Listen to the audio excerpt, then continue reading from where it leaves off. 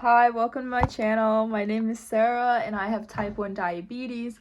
Since the last time I've made a video, which is while it's my return, I got diagnosed with Hashimoto's, which is an autoimmune thyroid condition. So it's a version of hypothyroidism but autoimmune. So basically my thyroid is slower than it should be. So since then, I don't know if I briefly discussed in the last video I made. I believe I did. But it's because I didn't know a whole lot about Hashimoto's. It's kind of a trial and error thing, it seems more, because not one treatment is going to vary from one person or to the next. There's not one concrete solution, to be honest with you. So it's been a trial and error process to see what my body responds to. What it's been responding to a little bit better is, so there are different medications that you take for your thyroid, but it's far more beyond that also. So I'm taking a combination of a T3, T4 medication. At the beginning, when I first got diagnosed with Hashimoto's, I was taking levothyroxine, and then I switched to Synthroid. Some people react differently to Synthroid versus levothyroxine. I did find a difference, to be honest. And on top of that, I switched to Synthroid, and then I took the combination of Synthroid and I think it's called Cytomil or something. Its other name is known as lithothyronine. So I found that I've been feeling a little bit better, but also I've had to make a lot of adjustments to my diet since then. I don't eat gluten anymore because I find that gluten interacts with and bothers me with the medication. And on top of it, I would still feel very tired for a long time. I'm eating foods that have more nutrients and that are going to restore my energy. I have to have that or I'm going to feel pretty tired. Honestly, that has been working a whole lot better for me.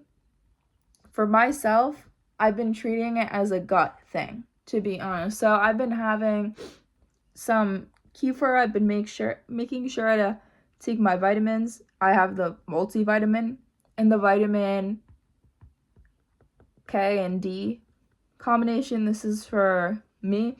And ever since adding foods that have more nutrients, I've been feeling better, but it's something I need to be consistent with, because yesterday there are some days where I don't where I'm busy and I kind of am skimping on my meals a little bit, which I shouldn't do, but and then I'll feel it the next day. Like, I'm feeling it a little bit today. I feel a little bit tired right now, but that's because I skipped my breakfast when I shouldn't have done that. So I have to make sure that I'm eating consistently and keeping up with that. And for me, I've found that I'm feeling a lot better since then with the combination, and then with eating foods that have nutrients. So when you think nutrients, you think things that are pretty green overall or that are bright foods. So that's basically what I've been doing. So yeah, bright foods overall. I've been having a lot of proteins and chia seeds, and that have been helping. And those are the foods that I've been finding that have been helping so far. It's still a trial and error thing, but it's something that takes a while to kind of figure out. And that's why I didn't speak about it so much before, because I really didn't know. Well, I was just like, I just feel so tired and I don't know what's going on, sort of thing. I had been referred to several specialists because when I first got diagnosed with Hashimoto's, my joints were irritating me. Also, as my joints were irritating me as I was feeling tired as well. So I was referred to a rheumatologist. It was just at the time that I had an autoimmune flare-up, so all this other stuff started flaring up as well. And yeah, your body can still be pretty reactive after this. So even though I'm not currently in a flare-up, I past the flare-up. And then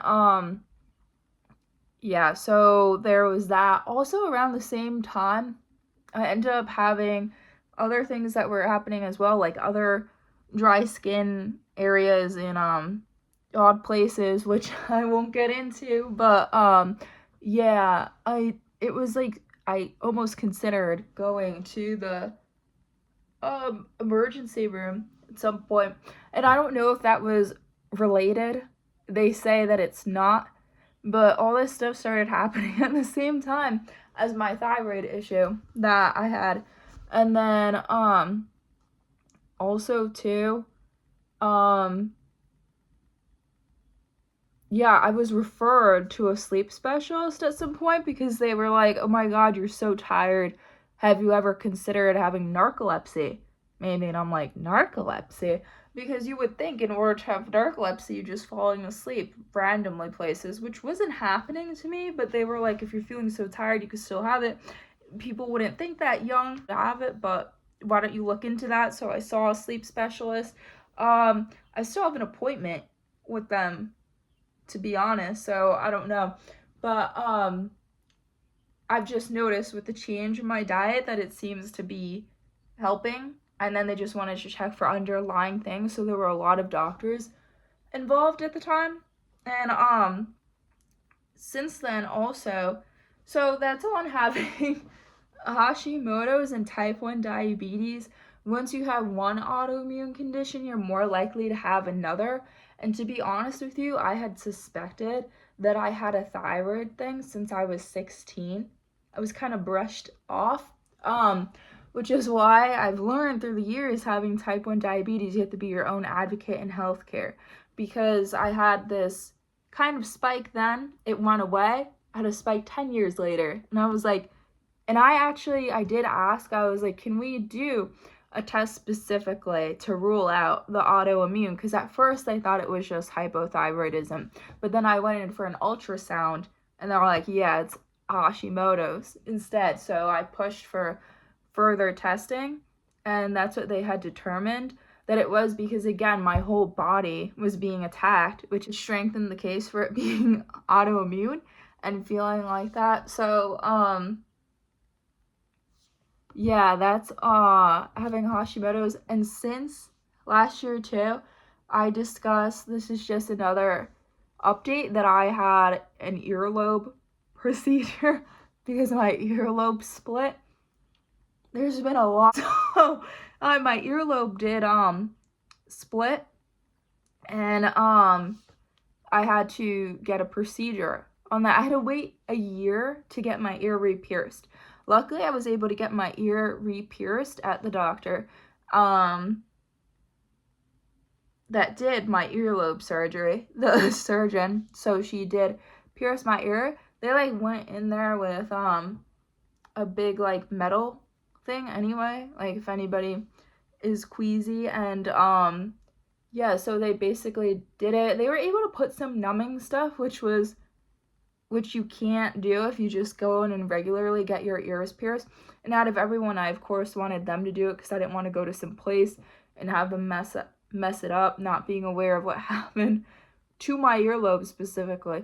So I went to the place, and then I actually ended up almost passing out when I got my earlobe re-pierced because the skin was still very tough. It's actually not as tough anymore, and that's what the doctor told me. She was like, the more you move around your earlobe, and you're going to be moving it around a little bit more when you get your ear pierced, not excessively because you don't want to mess it up. But when I did get my ear re-pierced, she was like that you have to twist the earring to make so that way it doesn't close the hole in your ear.